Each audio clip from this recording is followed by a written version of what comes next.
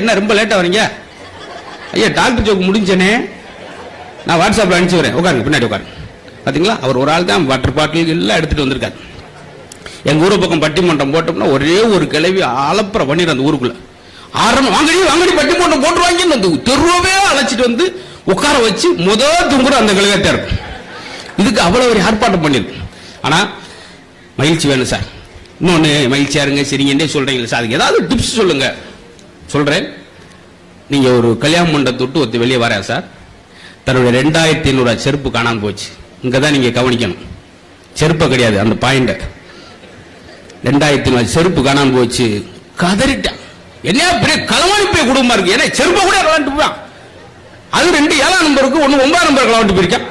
களவான்றான் திருப்தியா களவான்றான் இருட்டுல அப்படின்னு திட்ட திட்ட இவனுக்கு பாதிப்பு இல்ல, அவனுக்கு பாதிப்பு இல்ல சார். திட்டனால இவனுக்கு இதயத்துக்கு தான் பாதிப்பு. இந்த இடம் தான் முக்கியமான இடம். அவர் எதை பத்தியும் கவலை, எந்த இடமா இருந்தா எனக்கு என்னையா, நான் என் இடத்த தேடி போறேன்னு சொல்லி அவங்க இடம் இருக்கட்டும் சொல்றேன்.